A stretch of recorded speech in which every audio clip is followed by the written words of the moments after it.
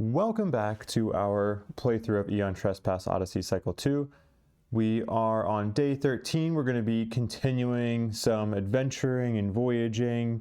We did some battles in the last couple of videos, but I think we have some catching up to do as well for you for some of the voyaging and adventuring that I did in the meantime.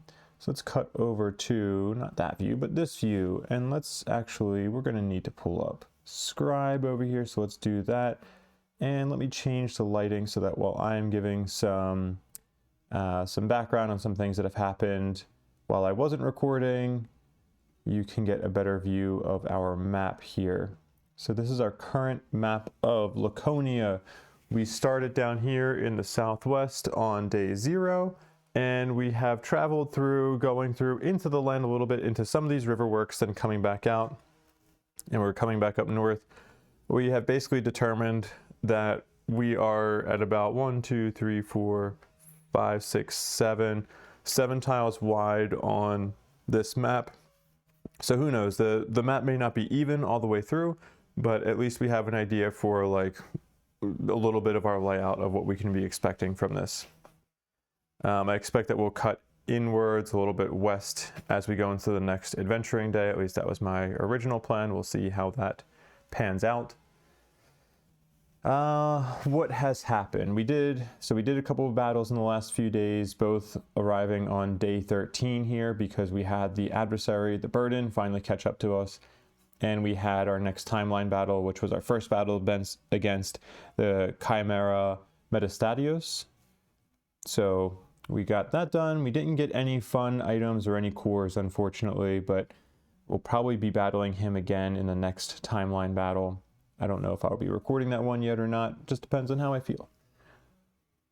So I think in terms of timeline where we last left off, I think we were on day 7.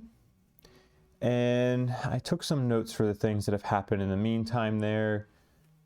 On our last video that we did for the adventuring phase, I think we actually hit Argo knowledge level of 21. And so we should have read the Inwards Odyssey 21 story, but I realized that after I started playing when I was not recording. So basically in that Inwards Odyssey, what we learned was just that the Argonauts don't really believe that people are willingly giving in to the Nietzschean's way of life and this whole idea of the strong will call out the weak.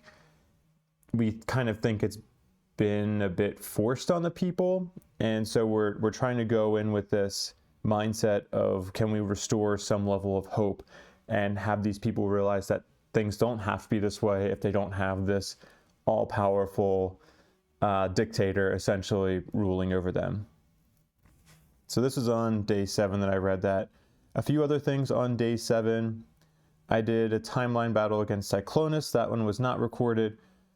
I did crit on... Was that one recorded actually? No, I don't think so, because that was my second timeline battle against the Cyclonus, and I think I only recorded the first one. But in this one, we crit on a BP3, the Heart Cage armor, and that one actually led to a storage passage where we, after we finished off the fight, we see that Cyclonus is not fully dead yet. He's just dying, and so we go and we approach him, and this dying Cyclonus, the Cyclops, basically just claims we deserve this redress. And so we weren't sure if this was something that he truly believed. Like, does this Cyclops actually believe that his people, these Cyclops, they're just getting what they are owed and paying the price for the wars they raged, or the blood they spilled from their ancestors? Does this Cyclops actually believe that it is his duty to pay for his ancestors' sins? Or is it more of something that the Nietzschean has really just ingrained in their minds, that like, you owe this is your duty, you are strong, and you must pay for the sins of your elders? And the old priest had some comments on this. His remark was something along the lines of, you are never to blame for your father's sins, lest you tread the same beaten path. And he said this as he stared at the setting sun. So maybe that's notable, maybe not. Maybe we'll keep that in mind and just see what comes of that.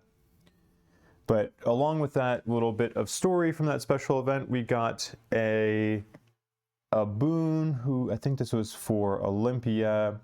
Yes, because she dealt that wound at the start of Cyclonus battles. From this point on, she starts with 1 rage. And if she's using the Warkeeper Titan, which we don't have yet, she can get +2 rage. And I'll actually have to revisit that wording again to see if it is you may or if it's just you have to start with this. Give me 1 second. It doesn't say may, so I think they're gonna have to gain 1 rage. So could be a positive, could be a negative in some cases. Let me make a note of that. And additionally, what I did not write down, +1 rage, must gain, can use elation to remove rage. So that is, I don't think that is limited to, from now on, during every cycle battle with the Cyclonus, the Argonaut who dealt the critical wound gains +1 rage, +2 rage if they're junctioning with the Warkeeper Titan. If they're using the elation keyword, they can use it to lose 1 rage and place 1 opening token in the Kratos pool.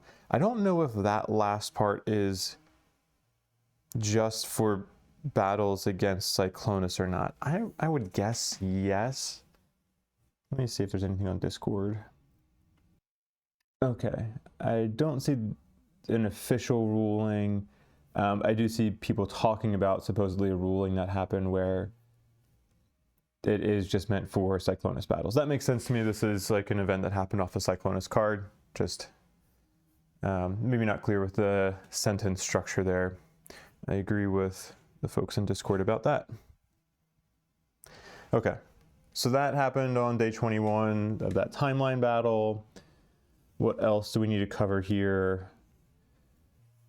Let's see. There were some other Nemos events that happened. This M13 and M9. I think we did M10 on the video. M13 and M9 we did not. And what I would like to do moving forward is any Nemos events that come up while we are doing the video, we'll play the recording and everything. We'll do that because I think it's a fun bit of story. For anything that we miss, I'm not going to summarize it. Instead, what I'm going to do is just when an Argonaut retires, we're just going to go through all of their Nemos events that they had for that Nemos card. So that way, you know, if we miss something where I don't have it in the recording, or if you just kind of forget, because a lot of times I would often forget what's happened with these Nemos cards because the events are tied together, but you read them so few and far between that it's easy to forget. So when they retire, we'll just read all of them back to back, and that way we get a better idea for like what memories did this Argonaut have and why are they choosing to leave the Argo, or maybe we choose to try to keep them on board the Argo for some reason. Then on day 7, I made a note of, I just said story 1. Usually I actually write better notes on this, but Emerging Boat did not do a good job on this one. We did progress to story 1B, and as a result of progressing to story 1B, I still need to find a better home for these cards. I've been kind of like reorganizing some things. So we have, these are our negative exploration cards that could get added at some point. So maybe we just put these here. We can put these things back up here. So we had, I think we had this map already. I still think we're trying to figure out what orientation it goes in. I think it's like this, because I feel like this little opening over here is kind of where we're at right now. So we'll see, because if you look, maybe I can pull up the booster seat here. Booster seat deployed. That view. Oh, okay. I'm gonna turn the lights back on to full power because, not those lights, these lights. It fixes the lighting for multiple things. Okay. So if you look on this card where I think we were at is, I'll use the pencil here. And sorry, I think there's a little bit of a delay between like my audio and some of this video, so sometimes my pointing may not be right on cue. But I think we were on this tile right here because this white bit is water. And if you look, you can see that on this tile, there are 2 points going west. So two separate waterways going west. And if I pull the map tile here for the tile that we're on with the Argo, you can see that we are going, we have 2 things going west here. So we'll get a better idea if we travel west on this, on the next day. We can maybe get a better idea for if that is the correct interpretation of it. But what we determined from flipping to card 1B is that we got our target for the sluice gate that we need to go find specifically for trying to open it up. Like which sluice gate are we trying to, what's the word I'm looking for? Like do a covert operation into and try to sneak through. And this was the one that we got. Maybe a little hard to see on camera. Oh no, you can see it pretty well. So you can see it's almost like looks like a T shape for the waterway. It's a little bit thinner on the west side, thicker on the east and south sides, and then the sluice gate is on the north part of that map tile. And where I think this is this one right here. So if that's true and we are over here, sorry, right here, right now, the quickest we could get over to that sluice gate would be 1, 2, 3, 4, 5, 6, something like that, 6 days. I don't know if I really care to like just immediately like try to rush over there. Let's see, do we have, actually, I don't think we have progress tokens we're trying to collect on this card, do we? We don't. So maybe we'll try to get over there sooner rather than later, just because any point that we're at that we're not putting progress tokens towards story, especially early on in the cycle, I like to try to push that to be quicker because there are usually going to be story cards where like you're going to need a lot of progress tokens. And I just try to avoid putting progress tokens towards Inwards Odyssey if we can help it, because we're going to get a lot of Argo knowledge through different things anyway. So I've never really been at a point where I was afraid that I wasn't going to get all the Argo knowledge by the end of a cycle, because I usually try to go towards make the cycle last as long as possible anyway. So actually maybe what we'll do too, let me see so we would need to go west 1, 2, 3, 4, 5, and then north 1, so west 5, north 1. So then we would go west 1, 2, 3, 4, 5, north 1. So I think our sluice gate is here. So I'm going to put a marker on that just so we remember. Let's do a little trespass marker, because we are trying to trespass into their territory, so it's fitting. So I just put it where I think it lines up.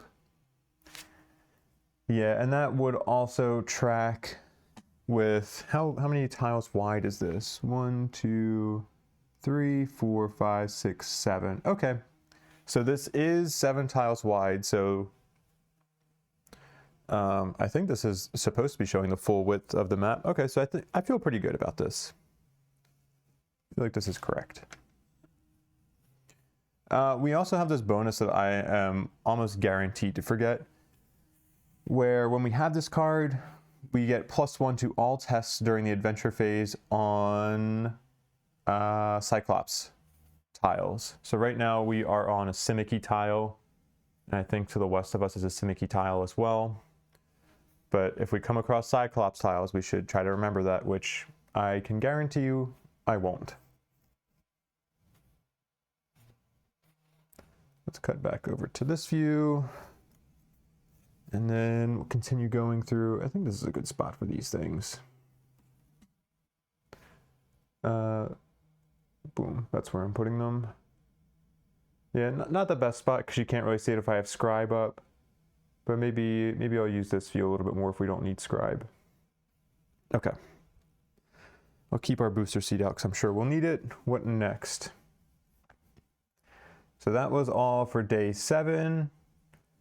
Day 8 was uneventful. Day 9 we had we didn't actually have any real adventure hubs in that time. We visited a couple cities. I need to put the last visited city token on here. So where is that actually?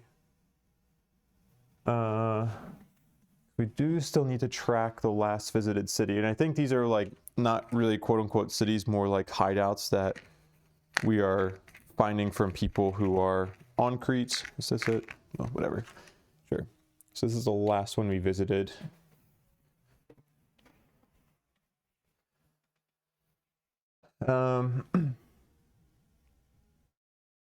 And yes, we saw a couple of, or just one city, I think. And we did a couple of R&R adventures, but we didn't do any actual adventure hubs. So we haven't really made any progress there, unfortunately. But for that R&R adventure, the note was that we basically gave Titan poop to the Helot farmers to use as fertilizer.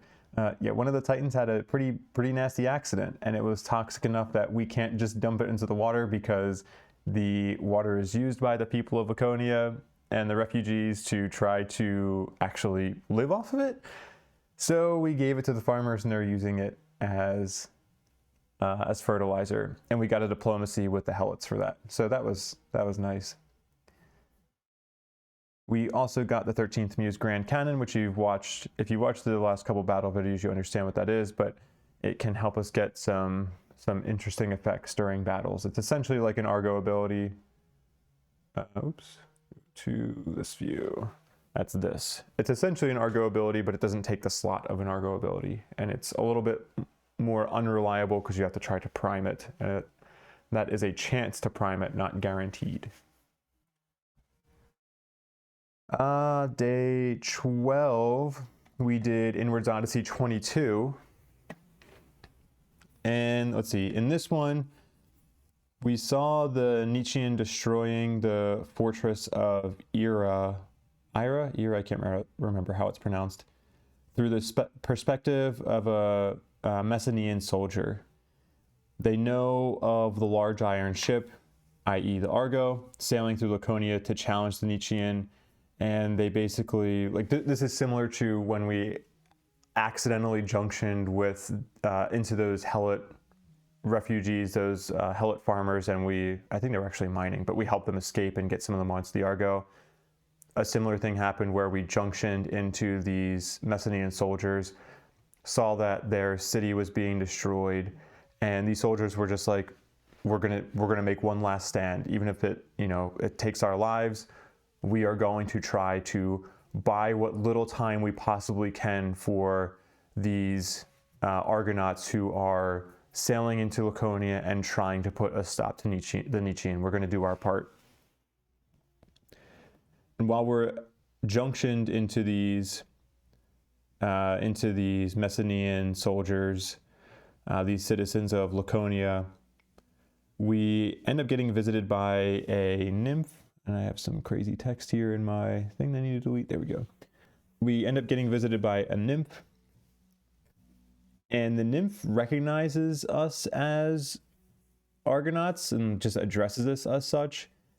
And she's basically saying like, oh, this is not simply vision. This is actually happening, which lines up with, again, that adventure hub we did where we junctioned into the Helots, and we were able to help them escape and meet them on the Argo. But let's see, the nymph, confirms it's no mere vision, and then we awaken in the Aeon. So that was what happened there. We did get a new nymph, which is the Sweets nymph, which I keep over here on the side. So here is our Sweets nymph. And I can use this side. Boom, there's our cool artwork there. Oh yeah, the colors are coming through pretty well on that. And the ability is pretty great. If the Argo is on a city tile on this day, you cannot use Voyage tech knowledge abilities. That's the requirements. But if we use it, we spend 1 summoning charge and we summon the Sweets nymph. And the effect is that we lower our Argo fate to 0. So if we get high on Argo Fate and we are not in a position to do battles, or we just need to lower it and we're at a city, we can lower it to 0. This can be incredibly helpful if you have the right planning. If I knew where all the cities were on these areas, that would be, we could really try to like abuse the system here and just gain a bunch of Argo Fate and just say, all right, yep, okay, we're gonna reset Argo Fate to 0. But the key downside is that you basically are sacrificing your ability to use negotiation abilities on that city to reduce your Argo Fate. So there's a trade-off there. But it is a very powerful ability, and it can save us if we are getting close to losing this cycle. Next, let's see, that was day 12. And the last thing we need to cover was that on day 13, we had another R&R adventure where we heard the story of some crew members who think that Nietzschean is a conspiracy and is just this tale that is being woven, and they're like, people are using Titans to just like pilot this thing that looks like the Nietzschean, and it's basically something that people in Argo are using to try to use as an excuse to ration the food to the crew members on the lower decks. So just a bit of comic relief there. It was a goofy story. Okay. I think with that, we are ready to get into our own adventuring. Let me get our exploration cards set up. Oh, we did just have a timeline battle, so I need to shuffle in all these cards that were removed. Okay. Shuffle. Okay. We'll put them there. And I think we'll do what we said we were going to do. Oh, wait, actually, sorry, we are still on day 13. There's some things that we still need to do here. We still need to do our structural research, so let's do that first. Structural research, what do we want here? Why can't we do counterintelligence? What are we missing here? Argo security, okay. Argo security is save from losing crew. That's good. Oh, I know the Titan breed. I want to look at how many Titans we have in our Stoa here. How many special Titans do we have? Let's see. We still have our special Dreamwalker. We have, okay, the Dreamwalker that has our Aegis spread. We have one Earthshaker. Oh, okay. We have 2 Logic Breakers, not 2 Game Changers. For some reason, I was thinking I had 2 Game Changers, and I was like, I don't think I do. We can't use the Titan breeding if we already have these special Titans on board. So you can't just like abuse it and just try to pile up extra Titans. I think I remember seeing some people that were saying there might be a way that you can use the, crippled system to be able to get duplicates of Titans, because if you have a crippled Titan, they basically just clog up space in your Titan Stoa, but you can't use them in a battle. You can still breed an Argo bred version of that Titan because the crippled Titans don't count against that limitation. But we don't have anything that would, first of all, we don't really have anything that would allow us to cripple Titans. I think the only way we know of doing that so far is that the Nietzschean can cripple Titans that he would quote unquote kill.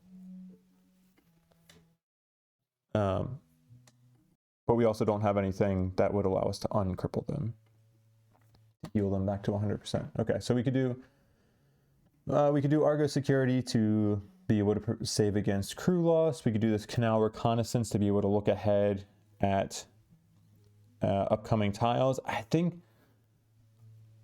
the kind of canal reconnaissance is nice, but I think also we might want to try to get this upstream navigation soon too. So I think I'm leaning towards taking canal reconnaissance for that, because as we're getting into these river tiles within the land here, I want to make sure we're not going to be blocked from being able to navigate by just not having a technology. Counterintelligence we can't do. Mobile trade fleet dock, not that interested in it. I don't remember what alliance contacts leads to or does for us. Recruitment programs, This could allow us to lose refugees and gain crew. Is nice, but I think we're actually at 0 refugees right now. Yeah. I lost some refugees and we're at positive humanity. So that's fantastic. Projects, Theseus method, spy network. This, I think we'll have to look at that. Can I look at that spy network card? Yeah, sure, I think I can. Let's see what that card would do. It would allow us to potentially gain a progress token, as well as having a chance to get an Argo knowledge if we are allied with that faction. So we're not seeking out progress tokens right now. We are not allied with anybody yet, so we can't benefit from that other effect either. So I am not going to prioritize getting that now. Stick that back over here. So no, won't do that one. Titan breeding again, like this, we do want to get this at some point, but we haven't lost one of those Argo bred Titans yet, so it's not going to do us any immediate good. So let's do Canal Reconnaissance. We got that. And that's going to allow us to get a card that we should actually have on hand. Canal Reconnaissance. Boom. Okay, go ahead and read all that out loud to me, please. I don't feel like reading it right now. Oh yeah, you can't read to me. I will read to you instead. Okay, I'm gonna digest this information really quickly because I kind of forget it, and then I will give you the summary. Okay, so when we get this card, we also get to put a generic token on it. This represents our Scout Hemiolia, a little boat that we have to scout ahead for us. And we can use it and say we're gonna put this Scout Hemiolia token on a tile that's adjacent to us or would be adjacent to us, and we can reveal that tile. We don't resolve any effects at that point. We just get to look at it and see, oh, this is what we're missing, or oh, this is what we're going to. And we can try to get the token back. Like the token stays on that tile until we recall it. You can recall it, I think, at any time during the adventure or voyage phase. I don't think there's limitations for when we can do it. But recalling it takes a diplomacy test of 8 or higher. The diplomacy is based off of the faction that the Hemiolia ship is on. And if you move on to the tile that the Hemiolia is on, you get a +3 bonus to that diplomacy test. So basically, if you use that ship to scout to the tile that you're actually going to move to, and then you try to get it back, it's easier to get it back if you're on the same tile. So it's useful for looking ahead and being like, oh, I think I want to move here. Do I really want to move here though? Is there a downside to doing this? So it's nice to have. Where do I want to put this? Oh, I might put this off camera, somewhere that you can't really easily view it, but somewhere that will at least be a good reminder for me. Let's do over here. I don't really want it partially visible to you because that kind of looks ugly in my opinion. I'd rather it be fully visible or not visible at all. So I'm going to put it over here. Boom. Okay, so we did research there. Then we have an event. Orphan gets +1 node for a chosen Nemos. That's because we used one of our abilities to be able to do that. So let's give her +1. We wanted to add 1 to Death Precedes because we want to try to keep a Night to Remember. And so we want to try to retire off of Death Precedes rather than Night to Remember, because gone over this in a couple videos, I like a Night to Remember just a little bit more than Death Precedes because it's more reliable, but both of these are pretty good cards. And we're going to be able to read M005 because of that. Timeline. 005. Cool. And what else here? Now, is there anything else that we want to do in the advancement step? Are we on a city tile? No, we were just on an R&R adventure. So let's jump down to the story step and we will read Inwards Odyssey 23. Quick over here, Inwards Odyssey, Cycle 2, 23. Go to paragraph. As you pass under the megalithic arch of the old gatehouse, you can't help but be in awe of the ancient stonework. Another realm, another race of giants. The many-handed Centimanes of Crete were all but forgotten, their legacy abruptly uncovered by the coming of the labyrinth.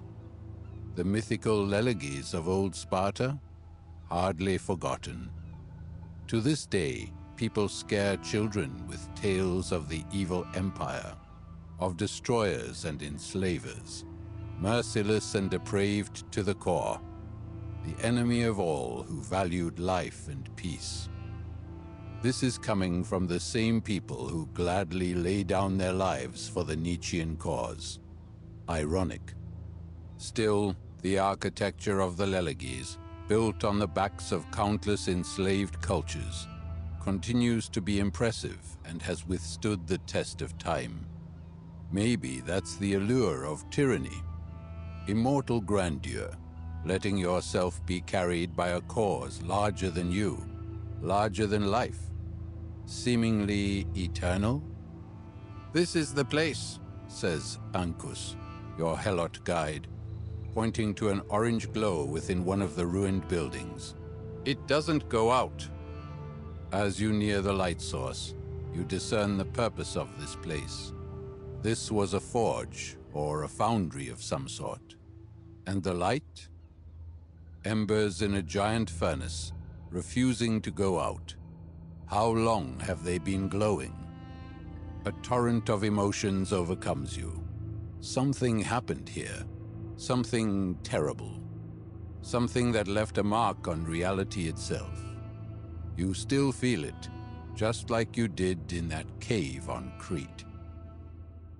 Above the furnace, someone, possibly the Leleges, has rendered a scene, one that reminds you of one of the mythical stories of the dead gods.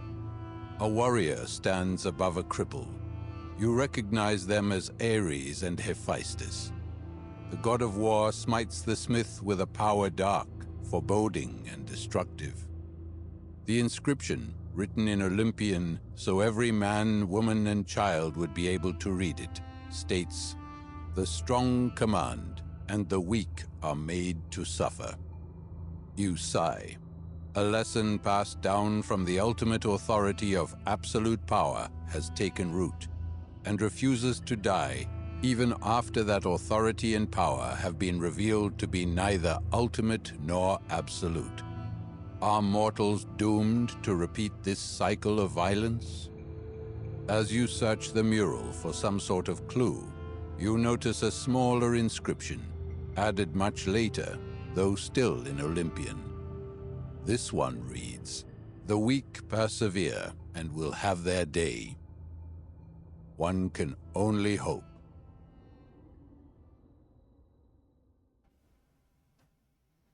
Okay. We gain the Hephaestus God Form Awakening card. So here is our Hephaestus card. Boom. This was what, the god of like forging? I think that's correct. And I think I'm bad at my ancient Greek history here, but I think he was either smited down by Ares, or I think it was a story of like Hephaestus was cast out from Mount Olympus, and he was like jealous of Ares, or something to that effect. But I think Hephaestus built this like chair that was just this beautiful chair and sent it into Olympus for his mother. It wasn't Hera. Who was his mother? No, yeah, it was Hera. So it sends this chair to Hera, and then supposedly makes it so that as soon as she sits in it, it like locks her in the chair. None of the gods can remove her. Then he comes up and basically saves the day and like releases her, and she is grateful and lets him stay in Olympus, or like I don't know. I'm butchering this, so ignore me. But I think there was like some jealousy or animosity between Ares and Hephaestus. And so it looks like here we're seeing that Ares basically like struck down Hephaestus, saying that power will win out. And then I guess this inscription from on the lower part maybe is from Hephaestus, or is people who followed Hephaestus. It says the weak persevere and will have their day. And I guess this is maybe also similar to the Cyclops, or maybe even the Centimanes too. I keep calling those Centimanes. I don't know which one's correct, but who were more of these builders. I guess in Cycle 2, maybe it's a little bit more similar to the Cyclops, because these Cyclops are like these people who are supposed to be builders, and they're being now like controlled or used by the Spartans. I don't know. I'm kind of grasping at straws here. I'm trying to maybe make something out of nothing. But let's move on. We just got the Hephaestus god form. This is what happens when somebody with bad memory, aka emerging boat, tries to connect the dots between actual ancient Greek history, or at least like the Greek history that I remember from the myths, and what's happening in the game, and it probably means nothing. But Hephaestus god form is pretty nice. When you it gives you the ability to crit if you want. So if you reveal a BP card and, before you reveal the BP card, you can lose 1 Trespass token to gain a crit chance.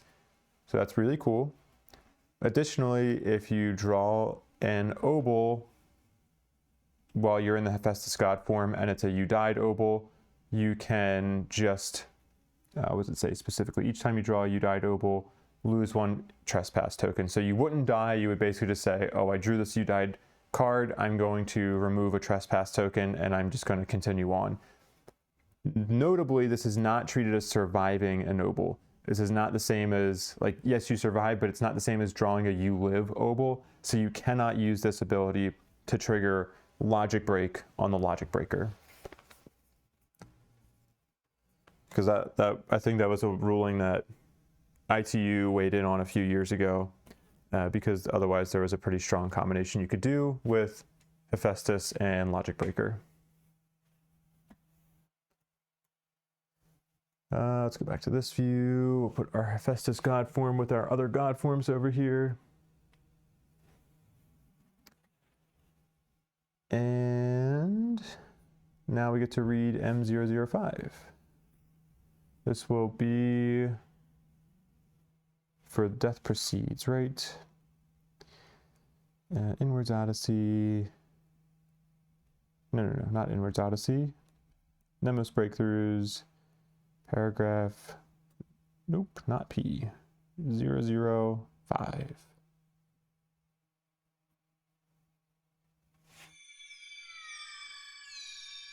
The dream is more vivid now. Blood, releasing hot steam into the frigid air, drips from the tip of your blade. Where it lands on the earth, the fat droplets spatter in the dust, mingling to create a thick, sticky ooze. The metallic stench is heavy, clinging to the insides of your nostrils and throat. Primal, animal, raw. Finally, slowly, your mind stills, your pulse drops, and your breathing stabilizes. Last of all is the return of your vision, the red film of carnage lifting from your eyes as you look about, seeing your surroundings for the first time in what feels like decades, but can only have been a scant few moments. Bodies lie around you, exhibiting varying degrees of mutilation. Some sport jagged gashes across their bellies, innards spilling out onto the earth in a tide of gore. Still more have been run through, a blade piercing them from front to back with grim ease. None who stood against you has survived. A cheer of victory rises from all around. Your comrades have beaten back the enemy, granting your unit a reprieve. They approach, growing a little more somber as they notice the crimson that stains your face, hands, and armor. Their jubilation is tainted by apprehension as they take in exactly what your wrath, your relentless will to survive, your brutal skill have achieved. You hold your head high. You are not ashamed of doing what needs to be done to survive. In this world, the law of the blade is king over all, and only those who are willing to fight to their very limits will thrive. Your rage, your fiery berserker temperament, has served you well in the past, much as it has served you well today. You feel happy. From among the soldiers of your unit, your best friend, Formion, emerges, congratulating you on such a high tally of kills. Together, you march from the battlefield, putting aside the painful protests of your muscles and joints. You need a drink.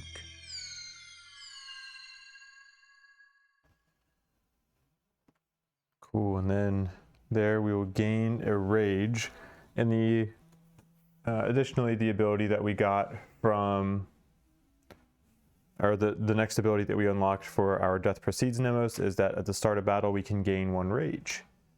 So that's pretty handy.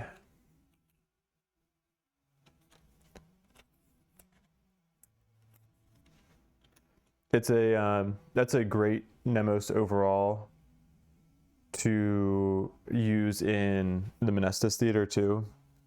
I mean, having extra rage at the start of battle is awesome, but it's also great for just being able to control who gets the priority target token.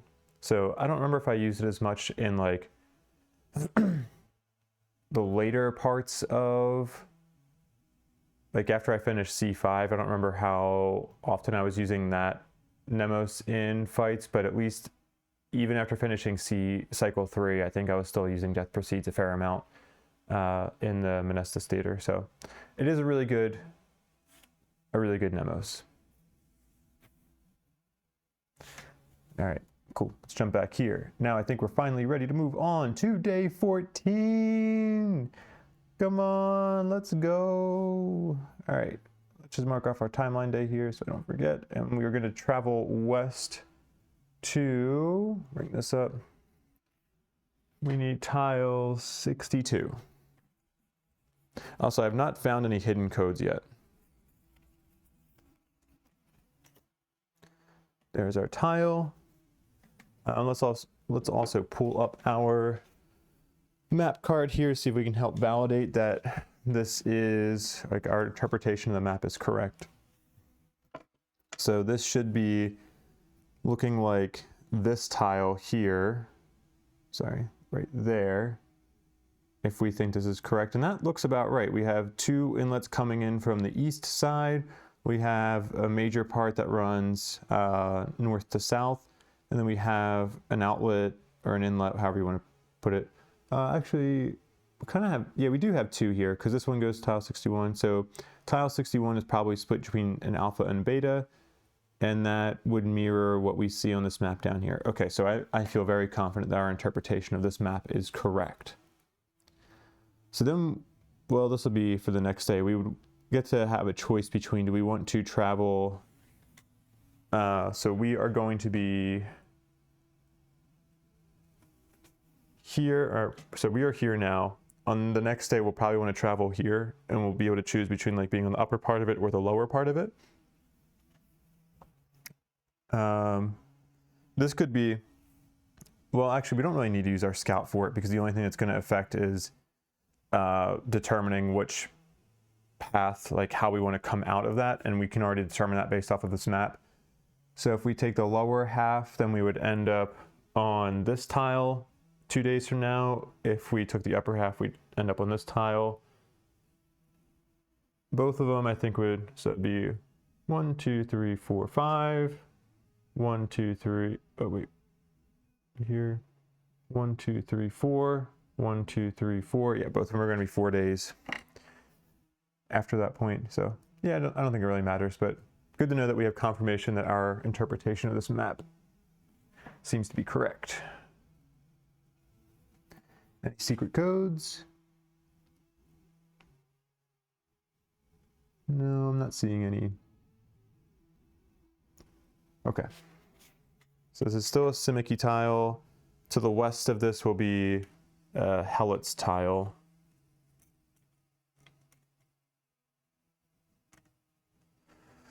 And we already marked our timeline.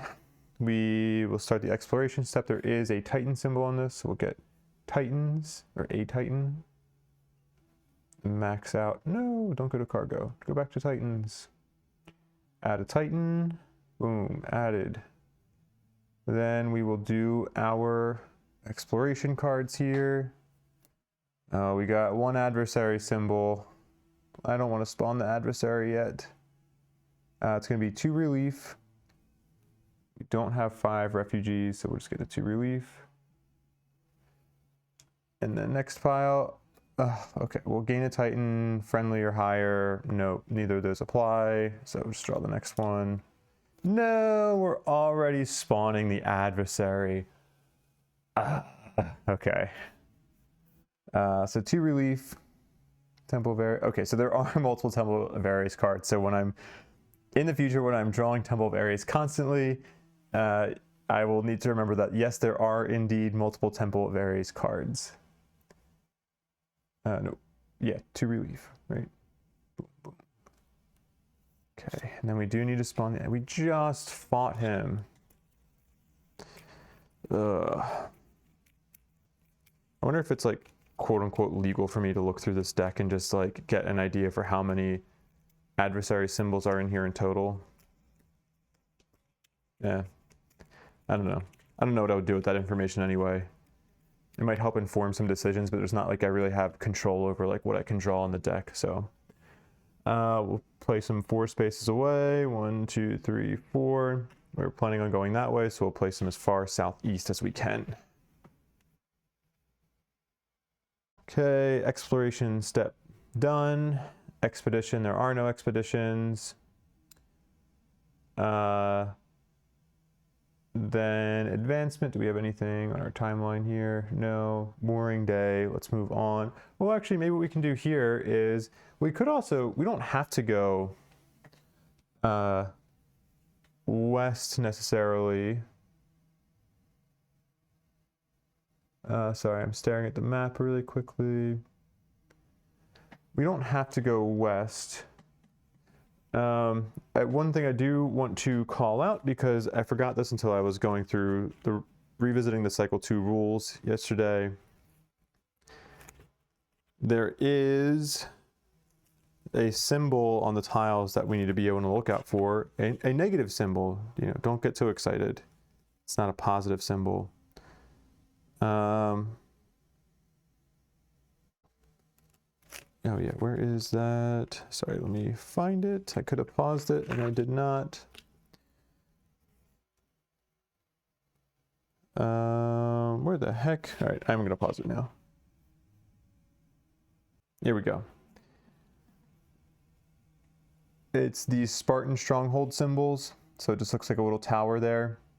And it says these are regions with Spartan strongholds are heavily guarded garrisons.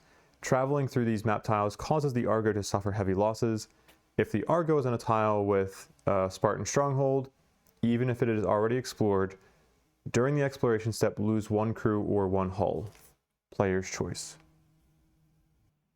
I wonder if, can we see any, I don't think we can really tell if there are those strongholds via this map. I think we only get maps, it's only a map of the cataracts.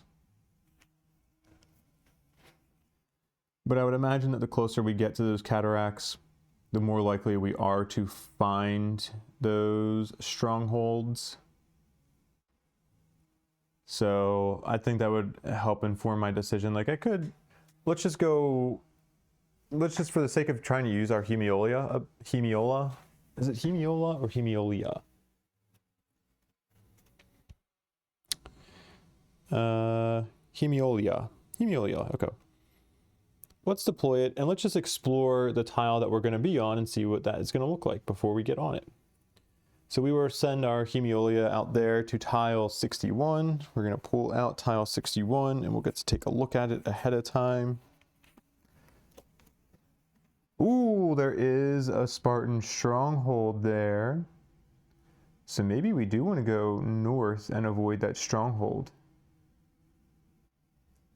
I would have expected to see that north and not west. I'm sure going north, though, we'll probably also run into them. And then this little, okay, yeah, I think this little water symbol there, that is the technology that we are maybe trying to get through structural, which would allow us to go through those little riverways or carved out waterways there. Okay. There's also no adventure hub on this. Okay, so maybe I will go, so we can leave this here. Let's just put a Midas token on it for now, just to show that it's unexplored. But that generic token is our Hemiolia. Actually, we'll use a generic token to show that it's unexplored, and we're going to use our Hemiolia gets a cooler lightning bolt token.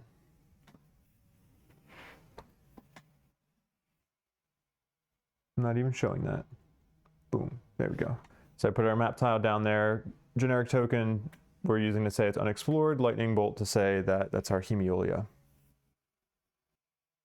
And maybe we'll use that information to just, I am a little hesitant because like I feel like going north, and then let's look back at our little map here. So if we are here, I'm sorry, we are here right now. Oh, actually, yeah, we still need to travel west, because if we were to go north, that's where one of the cataracts would be. We're not going to be able to travel west from there anyway. So we're gonna have to go through this stronghold unless we decide to go south. Oh, interesting. It says, wait.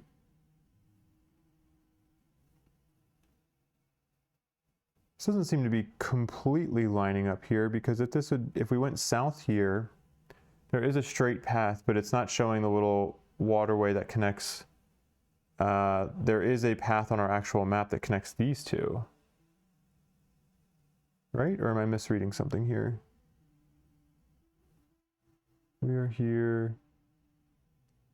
South 1.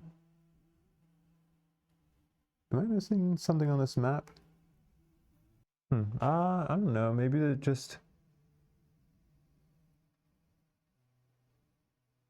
Maybe it's just not 100% accurate.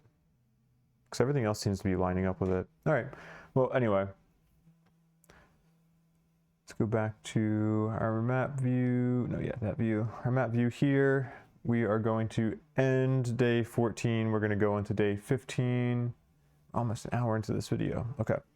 Then we will travel west on day 15. We're going to have a dream of Pharos today. So day 15, we already have our tile out, so we don't need that. Travel west, because we're moving on to it, we automatically get a chance to roll for our Hemiolia. This is a diplomacy test with Helots. We are going to get a bonus for that, I believe. Oh, why is my brightness there low?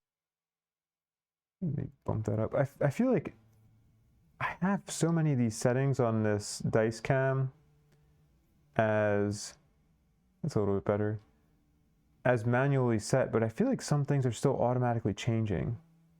Oh, maybe it's the white balance. Okay, I'm gonna pause real quick. I'm gonna fiddle with this. I just want as few things automatic because I want it to be consistent. Okay. I almost had a really bad thing where the Nexigo software is not great.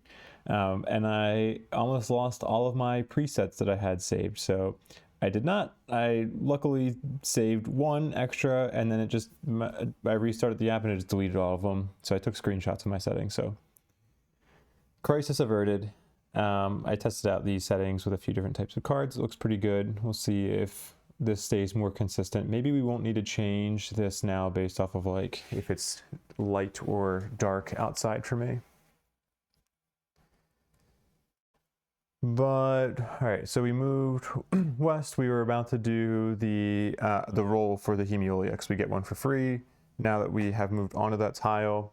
So it's a diplomacy test of 7 or higher, or 8 or higher. Diplomacy of 8 or higher to recall it. We get +3 because we're on the same space as it, so 5 or higher. And what is our diplomacy with the Helots at? Where are we at? Diplomacy -1, so we need 6 or higher to recall it. If we don't recall it, then I think it gets destroyed. That's a 10. Nice. So we do recall it, and we will put it back on our thing there, and we will mark this as explored as well because we were on it. And now we also have to, during the exploration step, I think this would happen, we are going to lose a, we can choose a hull or a crew. I definitely don't want to do crew, and I can do hull. Do I want to try, do I want to try to save against it? Get an Argo Fate. I have a timeline battle in 2, 3, 4 more days. I mean, we already have the burden out on the map right now. He'll probably catch up to us. Yeah, sure, let's try to save against it. So gain an Argo Fate, and we have to, oh yeah, I always forget, what is this save? Bonuses, save. 3+, oh, we need an 8 or higher. I'll just take it.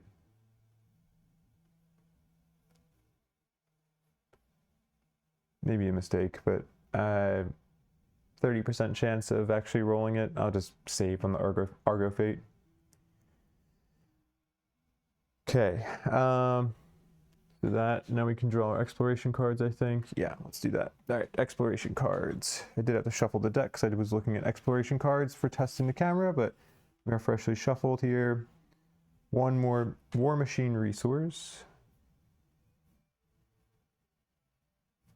War Machine. And we'll get an Argo act or a Pursuer activation symbol, or Adversary activation symbol. And I think there's a, normally the adversaries move, they prioritize east-west movement, but in cycle 2 they prioritize north-south. So he moved north 1. We will draw the next card. Ooh, our first sabotage card. If you have 1 or more refugees, I don't think we do. We have 0. If this ability didn't trigger, well, actually, let's just read this one. Randomly choose one of your Argo ability technologies. It is disabled and cannot be used. Note its name as an event on the timeline 10 days from now on that day. Oh, okay. If this ability didn't trigger, gain a refugee.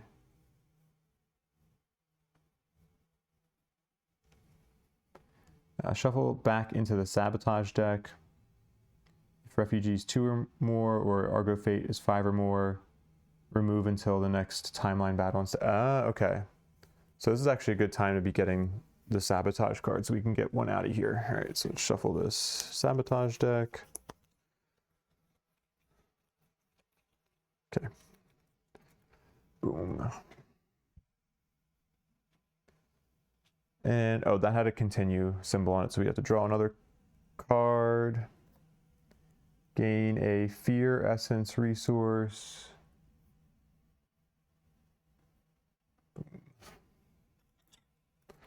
And then we will shuffle these back in. Right, unfortunately, no adventure hub symbols. We got a number of them early on, and we've gone, I mean, the R&R adventures are fine, but they don't, I would much rather have a regular adventure hub than an R&R adventure, just because the benefits are usually much better from completing adventure hubs. So we went 1, 2, 3, 4, 5, 6, 7. This is our 8th day without like a regular adventure hub. Wow, I must have taken a really bad path. Hopefully that just means we're about to have a bunch of them in a row. Exploration, expedition, encounter, advancement, combat research, technology, projects. What do we have here? We haven't done a level 2 battle yet, so we don't have any of those. We could do Temenos support equipment. What does that lead to? Hyper adrenaline infusion. Yeah, so let's plan this out. So I could do Force Kratos cooldown. This would be beneficial if we were going to do the Cyclonus fights next, but I think we're going to do a Chimera site fight. I might end up doing 2 more Chimera fights in a row. We already have, like, the only thing we're missing for this sighting technology is level 2 battle. And then after that, we'd be able to go to Ambrosia Containment. Okay, so I don't really want to prioritize Forced Kratos reaction. So then it comes down to burden sighting we cannot do, right? Or we can. Those are good. I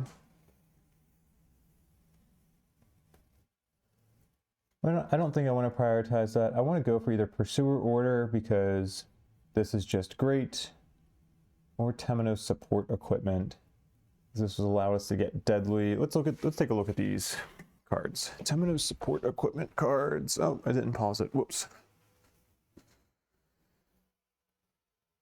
See if these are worth getting outside of just the deadly on Puzzle Axe. We have Mazegma. That name doesn't roll off the tongue. Unique, you have +1 precision for each adjacent Titan. You may treat your danger as 2 higher for the purpose of danger gated abilities of your labyrinth cards.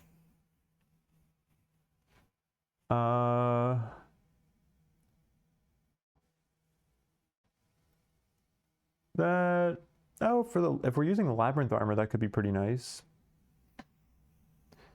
You probably can't read these very well, but this is who I really want to prioritize putting these things on anyway, but okay. So could be fine.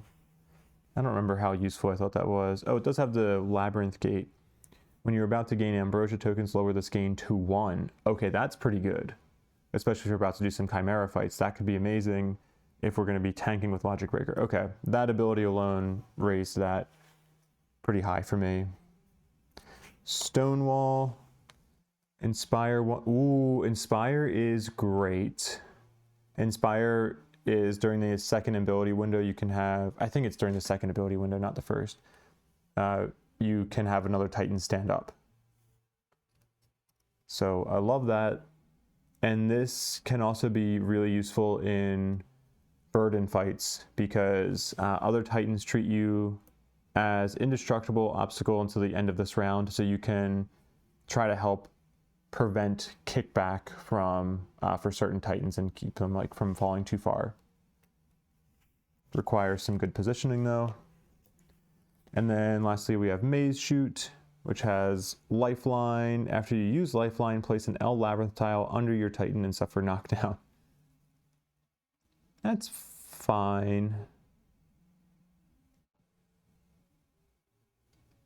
Yeah, could help with if you ever get a bad start to the burden fight.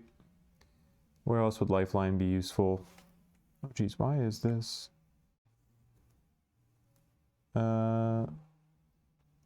Oh, what the heck? I just got a notification on my iPad that it says 10% power remaining, but is at 100% power. This iPad is so old.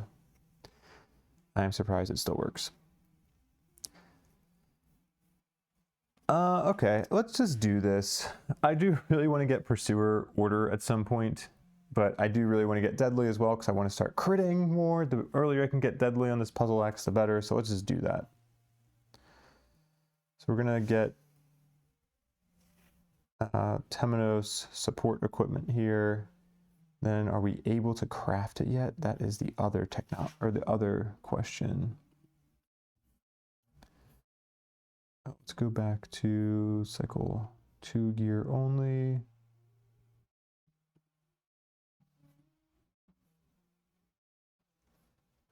Okay, we can craft all of them. What do they take? War Machine, Violent Ambrosia, Chimeric Tar. Let's see, I think the thing that I actually want to prioritize is the Mazigma? It's probably Mazigma. It's like Enigma, but Mazigma.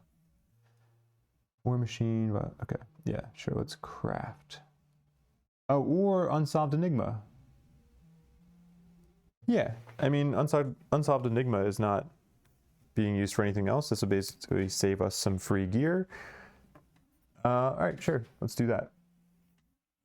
Cool. Make sure I take Unsolved Enigma out because I should not have it in my cycle 1 gear anymore.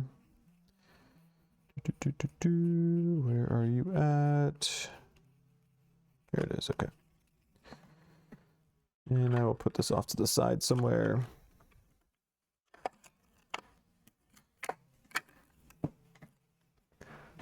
Okay. Now, do we want to craft anything else here? Well, let's move some things around first. So, Sky Reach I can get rid of. Do that. And you can take Sky Reach. You can have all your equipment, Sky Seer.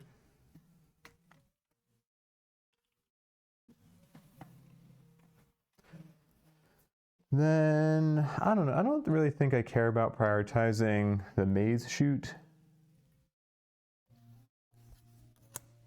Stonewall, though, Inspire 1 is nice.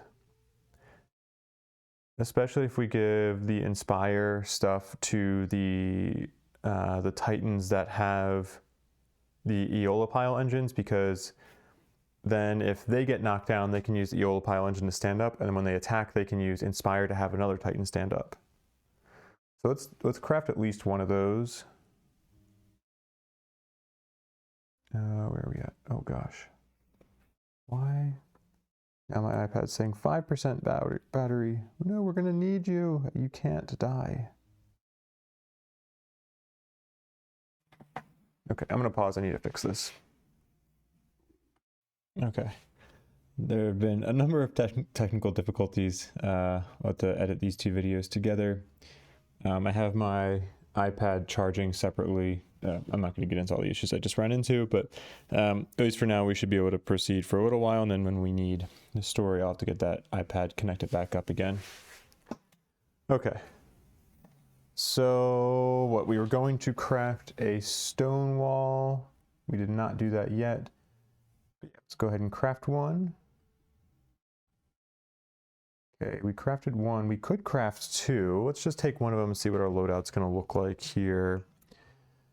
So we'll probably maybe want to give one of these to Game Changer since he has the Eolipile engine. And then we could give the grappling hook to Sky Seer. If we crafted a second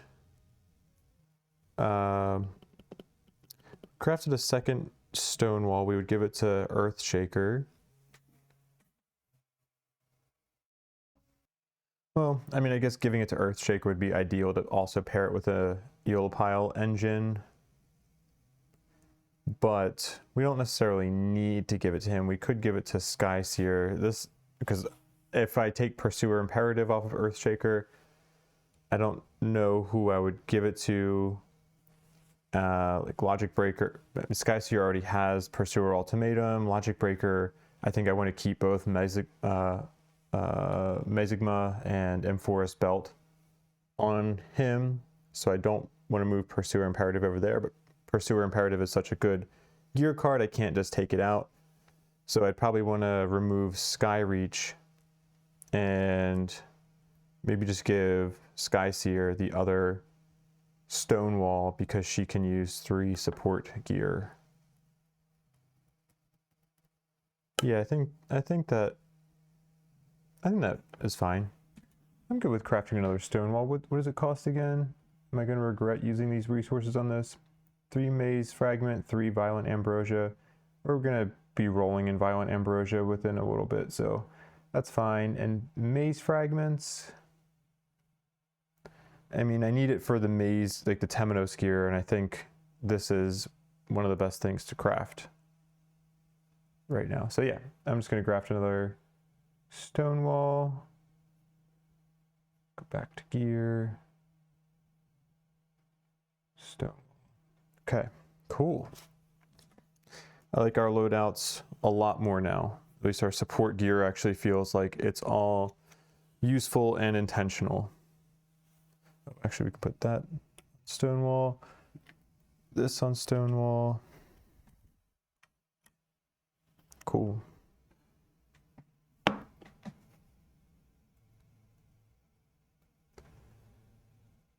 We did our combat research. I don't think there's anything else we want to do in the advancement step. So let's go straight into the oh, well, shoot, I'm going to need the iPad. Okay, 1 second. Okay, I am going to have to do some of these readings today by mouth the good old-fashioned way. I apologize. There's something going on with my setup right now. Basically, I have to use this external iPad to be able to run the app because my phone is my main camera. I can't run the app directly from my MacBook, but this iPad is just so old. It doesn't hold a charge, and for some reason, it is now just not charging through like the USB setup that I have. So I'll figure that out later, but I just want to move on with this video and not fuddle around with it right now. So let's go to this dream of Pharos, and I will read to you with my beautiful, luxurious voice.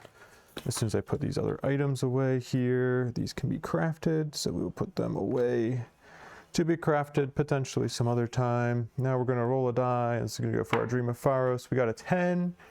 What does that lead us to? We go to our fated events. Which ones do we still have to do here? Dream of Pharos. We do have 10 still left over. Okay. So I will pull that one up in the old book here, and then I will pause, decode, and I will tell you what the title of this one is. Grab it here. Okay. It is 10. Okay, the title of this is Nymph Convergence. Starless night and the calm black sea, the endless hidden staircase and the endless chasm to be.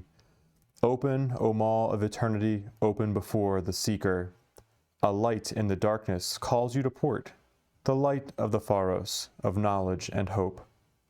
Walk through the city, but do not linger, as dawn brings with it the 0-point cinder. Once more you visit the dreamy library of Alexandria. As you walk its splendid galleries, you marvel at the beautiful statues hidden within. Some of these monuments depict nymphs, beings who purportedly appeared after the Alexandrian repository of knowledge was destroyed. There is a scroll here, authored by one calling himself the Nymph Sage, who, it seems, is also a frequent guest of the library. His writing is erratic and hard to parse, more field notes than a proper record. It tells of their encounters with the nymphs over several years and their attempts to piece together some unifying theory of their arrival. The notes seem to suggest that there is something more beneath the mischief, yet no substantial evidence is ever produced.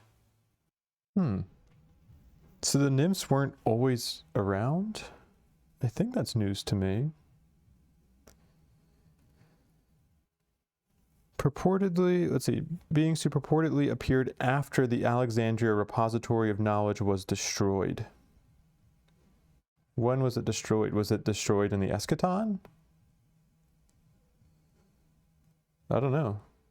The effect here is you should read the Nymph art book. It's available online. I think I've actually skimmed through that a little bit, at least looking at just some of the different things in there.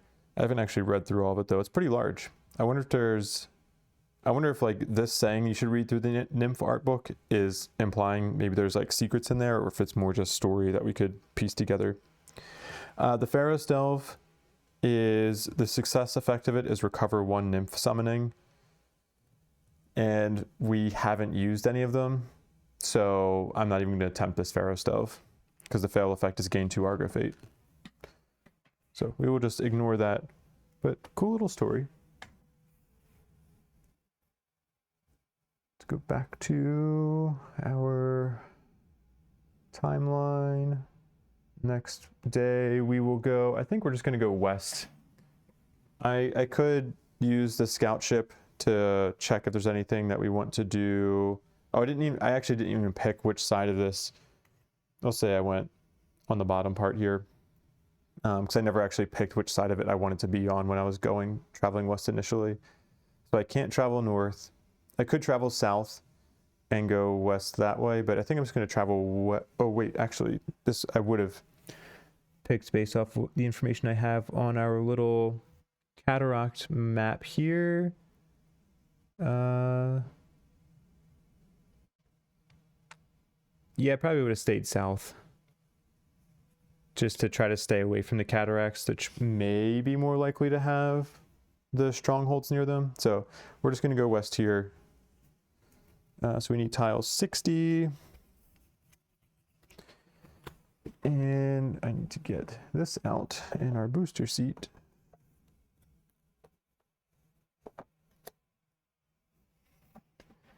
Finally, an adventure hub. Oh my gosh, it's been so long since we got one. I did actually get the structural technology too that allows us to, after we roll for the adventure hub, we can take the adventure hub that's above ours. And actually, I don't know if that means like the higher roll or if it means it's the lower roll.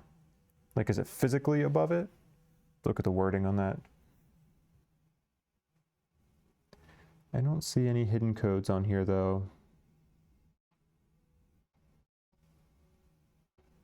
And if I remember correctly, these split tiles, you still resolve all the symbols on them. It doesn't really matter if like we're in this part. Double check that. Yeah, the sector does not influence your access to symbols. So we still get to resolve the adventure hub even though we're on the south part of this tile. Come on. Here we go. Do the timeline step. Do exploration cards. Gain 2 fear resources, and we have an activation. So he will move north. That ends that pile. Then we have gain 1 maze fragment. Cool. No more activation symbols. Shuffle these up.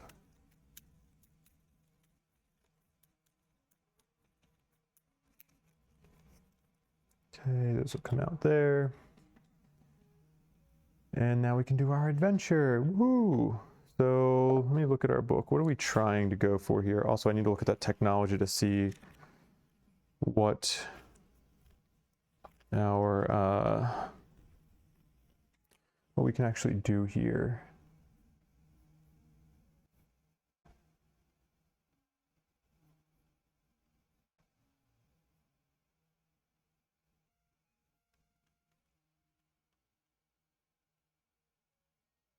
Let's see where.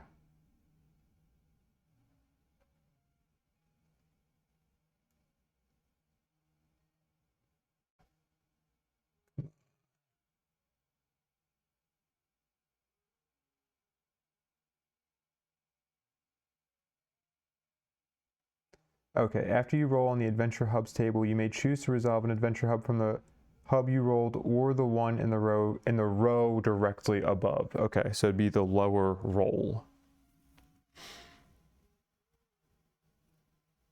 At least is how I read that. Which I guess would make sense if you, then it's saying like if you roll really low, you basically don't get a choice. What are we hoping for? I think I don't really know what I'm hoping for. Maybe intended purpose.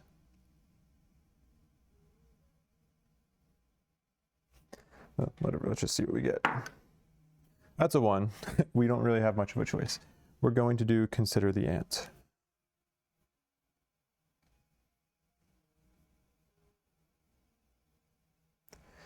And on consider the ant, page 41.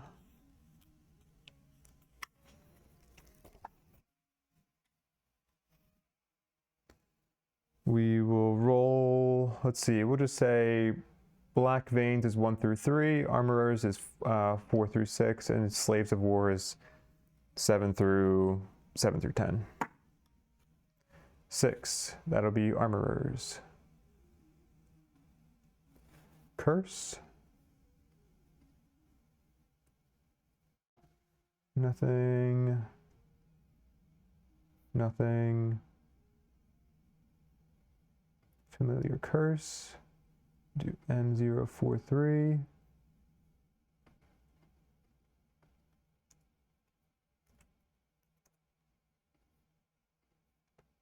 Okay.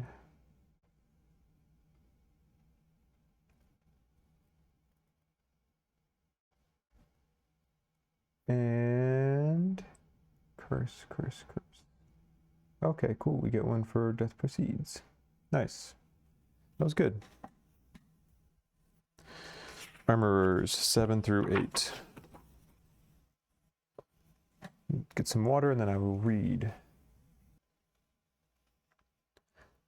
You move in on an armorer city where the Cyclonus parts are forged. The mission is simple. Get in, create an ambrosia explosion to make the place inoperable, get out. The security is heavy, so you have brought Titans with you just in case. After looking for some time, you find the building you sought.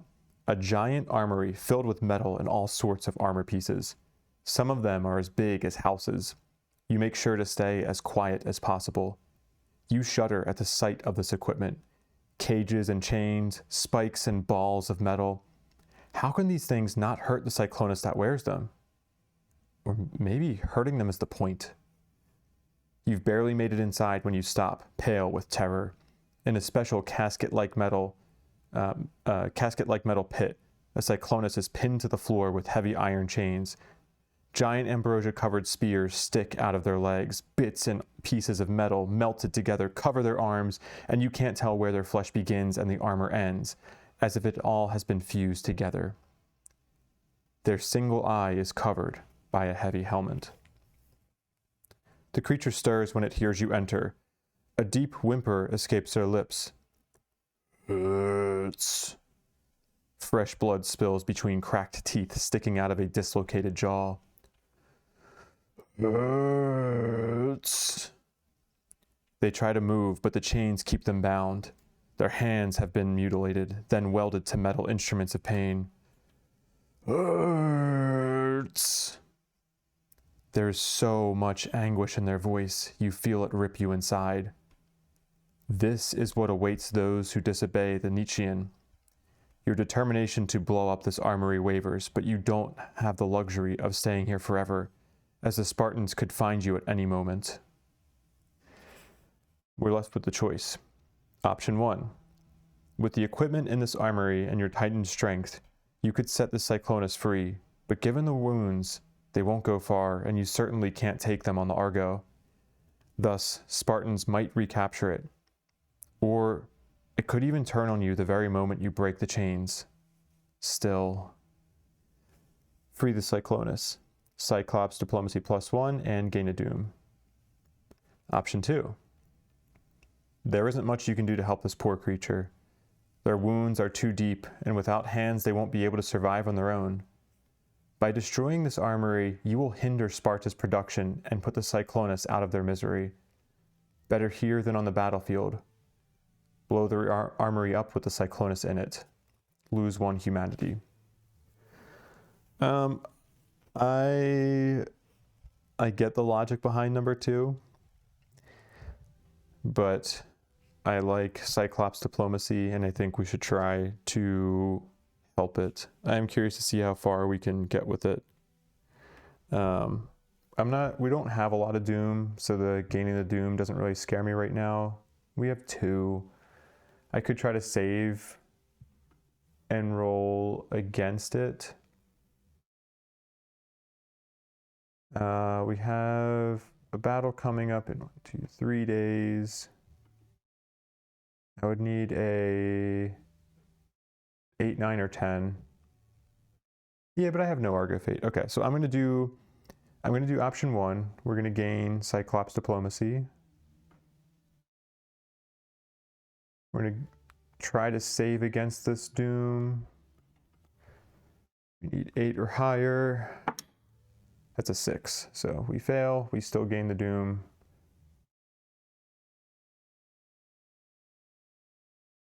So we go to 3 doom. We're going to see paragraph 48.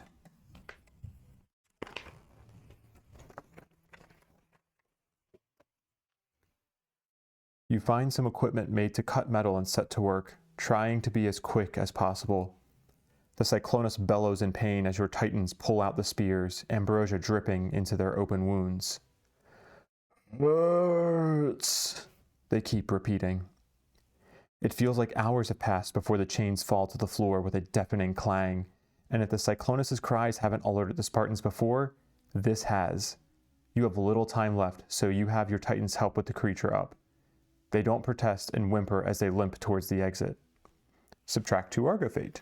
Woo! Back to 0. You expect a squadron of death dealers at every corner, but it's only once you reach the edge of the city that the Spartans ambush you. You hear the zipping sound of their gear before you see them fly through the air. One lands on the Cyclonus, another attacks one of your titans. You tell your crew to keep going while you secure the rear. It's a life and death struggle, and at times you think the Thanaporos will overwhelm you. One of your titans falls to their precise cuts, their Antikratos helm sabotaged. You fear to think what a death like that entails. In the end, you manage to pull through and escape into open ground, where the Thamporos will not follow you. Once you are far enough from the city, the Cyclonus stops. "Thank you," they whisper. You see the hint of a smile on their mangled mouth. They shudder, but let go of the Titan helping them.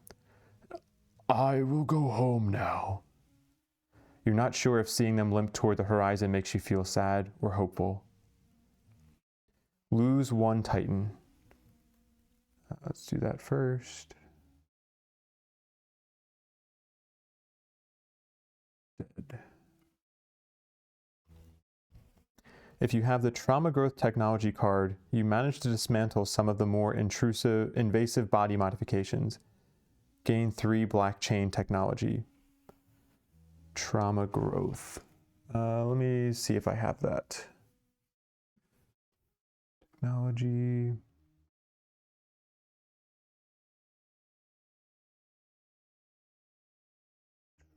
I don't think I do. Do I have it in projects? No. Is it somewhere in here? Trauma growth. Okay, so we just haven't even, we're nowhere near it. Okay, so we do not gain those black chain resources, unfortunately. And that will end that adventure. No fun pictures to share on that one. Let's see, that was the expedition. Now we are looking for the advancement phase. We have a structural research. Technology. Maybe we should just grab that upstream navigation now. The upstream symbol breakthrough gain, 1 Argo Fate movement step. Okay. Yeah, let's just grab this one just to have it, upstream navigation. So we have the ability to move through those locked water tiles like the one that we saw on here. So these little waterway tiles there.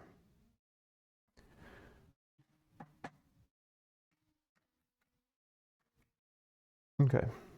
Then we will move west. Is there anything else we had to do this day? Oh yeah, we had a Nemos to read.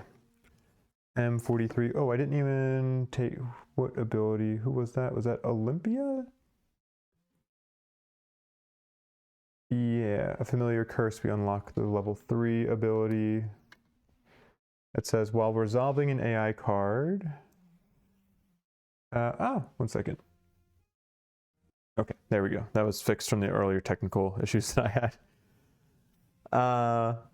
The level 3 ability says, while resolving an AI card, when the primordial moves adjacent to you, become the target of this AI card.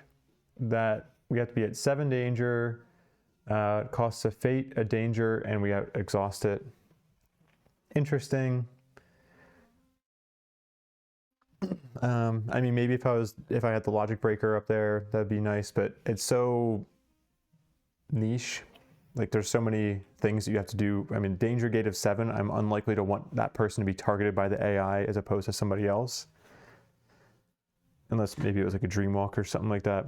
I don't know. I'm not impressed. I don't know how often I'll use that. But M43, that's a cycle 1. Okay, give me 1 second. I gotta get the cycle 1 book. Got it. Do our little tradition here.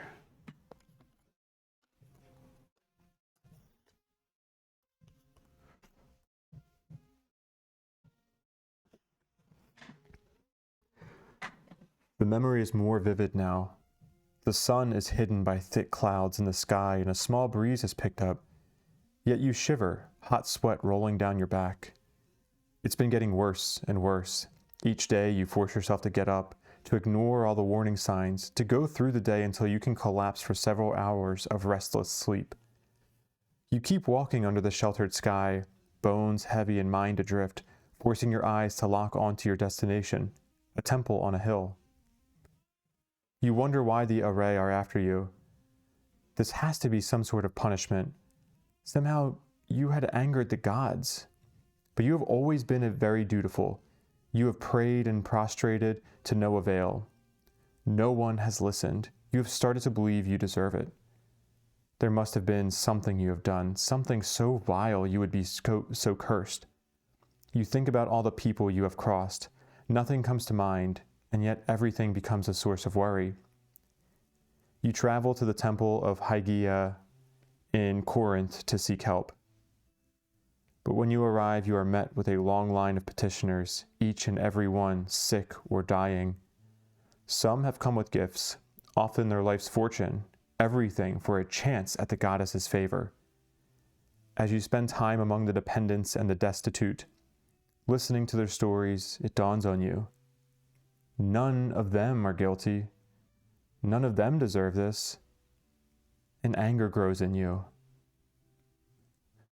You begin to see, a voice from below, from a below nearby awning draws you in.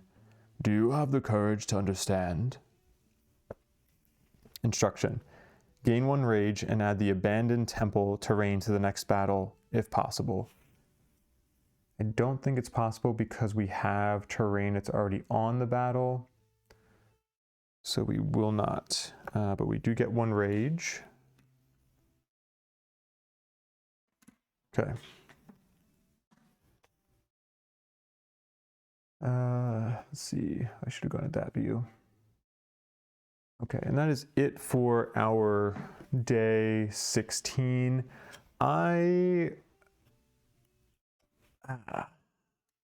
Okay, I'll do another day. I want to end it soon because I'm just kind of I would like to have the narration back, but that's okay. I can keep going. I don't want to only do like 3 days worth of things here, or really effectively. Yeah, okay. We got this. We'll move along here. We are going to continue west, I think. We could go south and prolong our, like we could go, where's our map at? Could we go south here?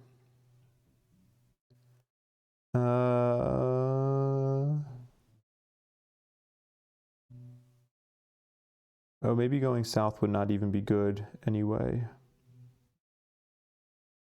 Where the heck am I at? I lost track of where I'm at. Yeah, if I went south here, it does not look like I could go west from, like I think I'd have to go here down to here, then go west and then go up that way. It'd be nice to be able to just try to fill out these tiles down here, but I don't think it's worth that many days of like not gaining progress tokens. Luckily, we haven't really wasted progress tokens.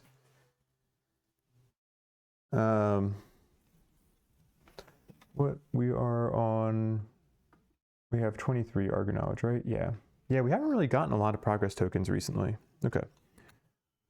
I think we'll just go, actually, maybe we could send the Hemiolia down south and just see what we'd be missing out there. It is a Cyclops tile.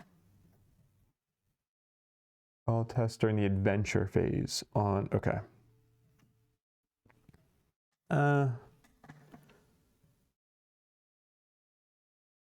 Yeah, no, let's just go west.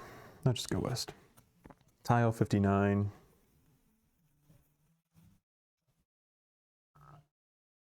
All right, actually, let's just send the Hemiolia down there and just see if there's anything worth going down there for, because we could also just go, am I showing the right screen? Yeah. We could also just go left hand down here and then come back up. And it costs us a couple extra days, but let's just see if there's anything we're missing out on. So we'll send our Hemiolia down to tile, what is that, 67?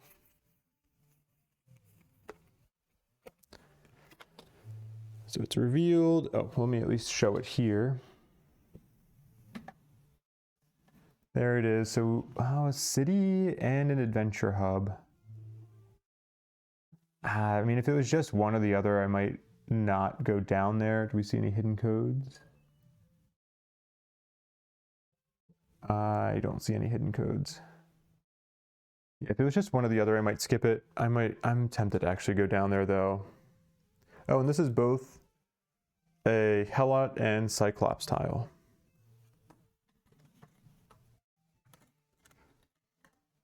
Go down, wait, okay, so our Hemiolia is there. We're not going to mark it as unexplored because we're just going to go down south anyway. All right, well, I'll keep tile 59 off somewhere because I will eventually be going back up that direction.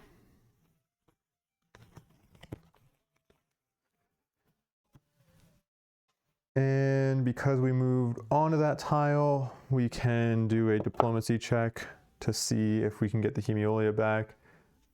We might actually have diplomacy here. No, both of them at the same. So this is going to be 8, 5. This will be 6 or higher. We can get it back. 9. Cool. We do get it back. Put that off to the side. Then we are doing exploration. So we'll do cards here. Oh, let me get we have an adversary symbol. 1 maze fragment and an adversary activation. So go to our cargo. Maze fragment. We are a little bit closer to the adversary now. He's only 2 spaces away. Might want to spend some Argo Fate to start reducing these activations. And Shrine to Ares, 1 relief.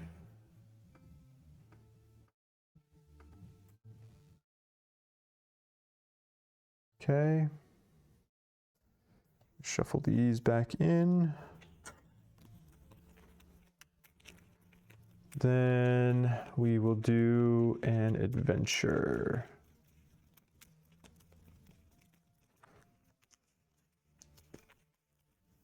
Split that deck. Okay.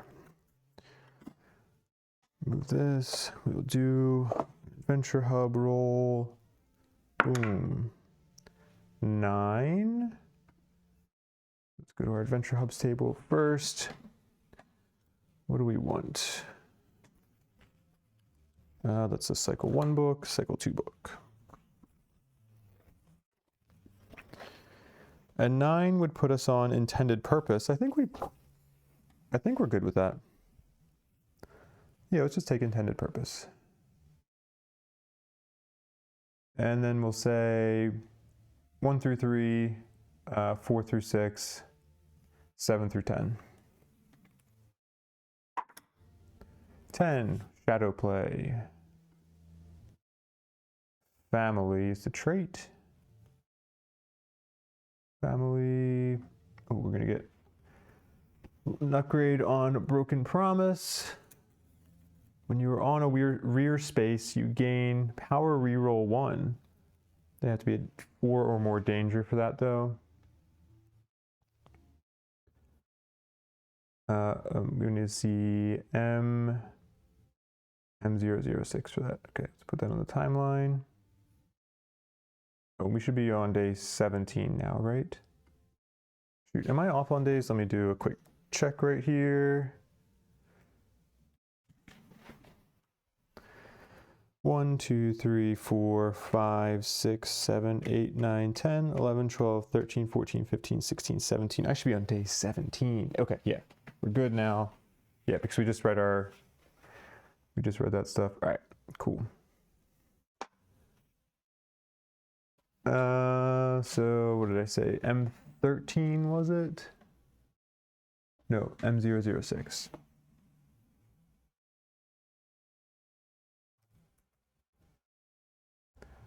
Argonauts.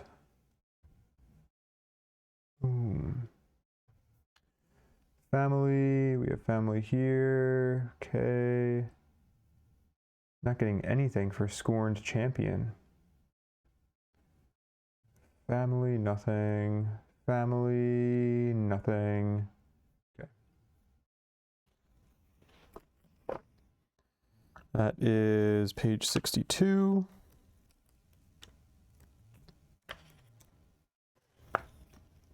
And Shadowplay.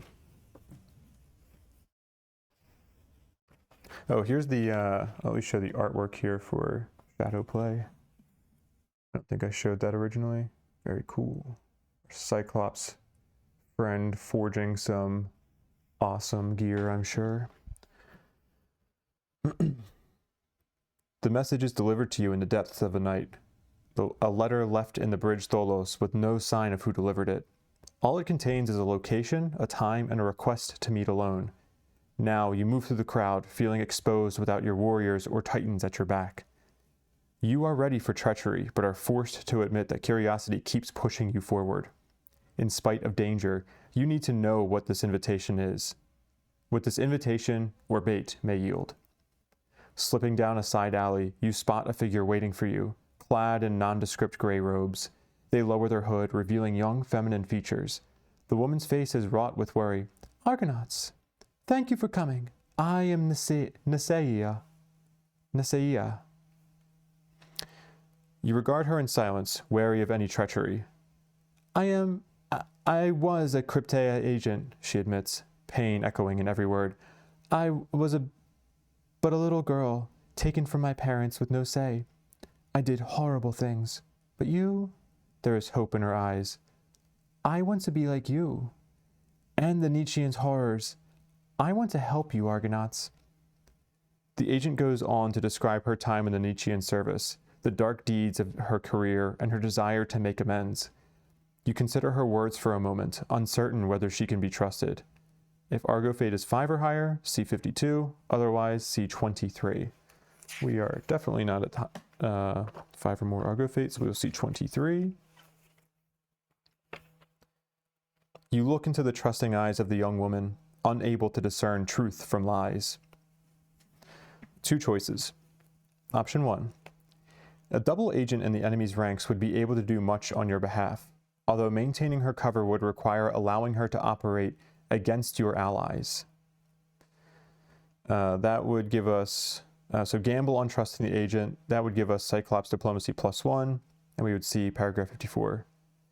Without being fully certain of her motives, you feel as though Nietzschean would always be a liability. While it may deny you a potential asset, perhaps handing her over to the Simicky for questioning would be wise, if you can trust them. Hand her over the Simicky, lose 1 humanity. I mean, at that point, it's just like, now we're questioning, well, we don't really trust anybody, so let's just give this person we don't trust over to somebody we don't trust, or we may not trust. And we're okay with it. Well, I mean, we're literally distrustful with the Simicky. I don't like going the options that lose humanity. I think I did that a handful of times in the first playthrough. And I don't know, maybe they give more benefits, I don't remember. But I just don't see enough of a reason. Like, okay, sure, she could be spying on us, but like also, like, what information is she going to gather? The Nietzschean like already knows everything about the Argo. She's not going to get information about the Argo and report it back to him. She could get information about the progress that we're making, but do we really need a spy? Does he really need a spy in the ranks to be able to like get that information? I don't know. I guess maybe she could sabotage us, but whatever. I'm gonna go with option 1 because I get a Cyclops diplomacy too. So we'll take a risk here. We have low Argo fates. Maybe that'll like help influence our ability to trust her successfully or to a good outcome. Okay, now we see 54.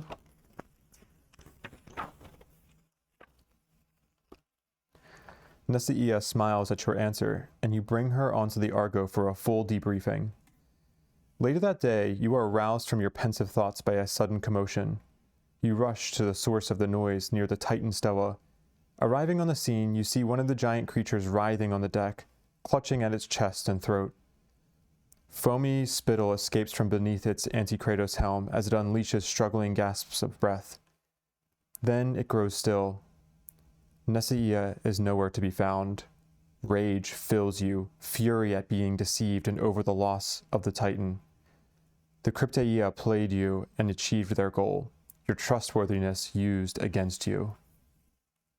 The party leader gains 1 rage, gain 1 doom, no! Lose 1 Titan and subtract 2 Argo fate. Well, the good thing that we would gain from that, we're not actually going to be able to gain.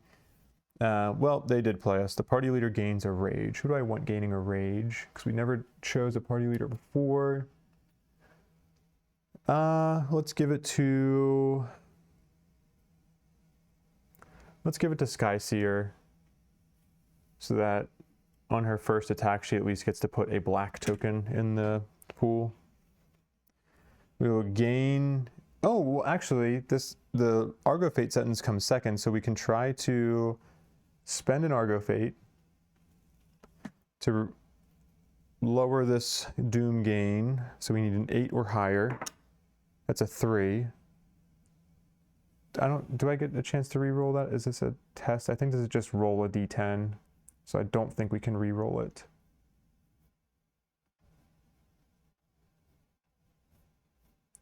Where was it? No, it'd be under saves, right? Hope logic. Oh, no, it is a test to test X plus. So yeah, I think we can gain another Argo Fate to try to save against this. Sure. Oh gosh. That just jumped out. Okay, I will find that die in a second. Let's use this die. Nope. We're not saving against that. What would we have rolled if we re-rolled this die? Ah. That's a shame. Okay, well, we're going to gain a Doom. We're on 4 Doom. That's not terrible. Lose 1 Titan and then subtract 2 Argo Fate.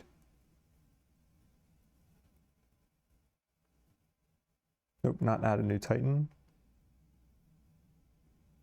Dead. Well, I mean, I hate losing Titans, but at least it wasn't worth it. At least it wasn't like a long term.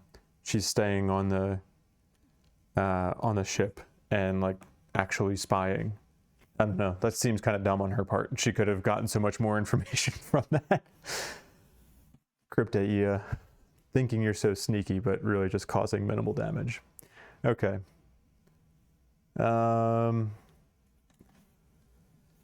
Now we are out of the expedition.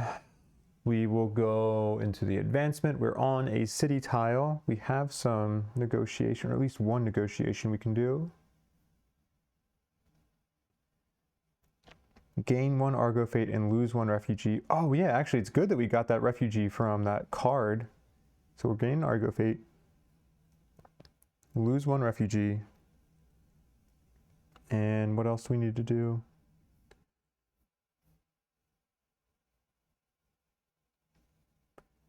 To gain 1 humanity and 1 diplomacy with the local faction. Oh, actually, yeah. X, hidden or distrustful is with the local faction. I guess we get to pick in this case because it's both Helots and Cyclops. Right, so let's choose the Helots so we can get to distrustful with everybody. So we will gain 1 there, and we will gain humanity. We're at +3. Wow, that is awesome. Awesome, awesome, awesome. And I don't think there's other things I want to do in the advancement step here. So now let's go to the story, and we will do a broken promise. Demos M004. No, it should be M006. Did I write 4? No, I did write 6. All right, where is this at? Broken promise. Here we go. The dream is more vivid now. You run after your sister, her hair flying behind her. The fields are turning gold in the light of the setting sun, and soon you will have to go back. You do not wish to taste your father's heavy hand again for staying outside after dark, but your sister drags you to your favorite spot, a small pool of clear water at the base of a hill. A slice of paradise hidden somewhere between your village and the busy trade road. The water is fresh around your feet as you stifle a gasp. Your sister laughs. Curious fish tickle your feet before darting away. The sunlight turns the hill a deeper shade of gold until it becomes a bronze and finally dulls to a steel gray. The wind rustles the grass surrounding the pool, scents of fresh herbs filling your lungs, all of those plants your mother used in her cooking. Your sister's smile outshines the sun. Is this what Olympus feels like? When the first moths flutter around the edges of the pool, your sister lets go of your hand. You will be going tomorrow, right? You nod. You should have known she would listen in. She steps out of the water and starts walking back towards the village. Must you? You are close to your house now. Are you unhappy here? Her fingers hover over the slingshot haphazardly attached to her belt. No, the world is so big. I'll be back before you notice. So promise me you will be back. She finally looks you in the eye. She is standing so close to you. You can count the freckles on her face. Promise me you will come back to me. You hug her and promise before you hurry inside the house, hoping your father isn't home yet. Add the abandoned temple terrain to the next battle if possible. Well, they really want us to add the abandoned temple, but we can't. Note breakthrough M16 on your Nemos track. Okay. I'm going to end the video there. My voice is kind of tired, and I don't want to read too much without using the app because I do really like using the app and I need to figure this out. So I apologize for the technical difficulties, but I thank you for joining me and staying with me to this point in the video if you are listening to this. So I hope you have a great rest of your day. Thank you for joining, and I will see you in the next video.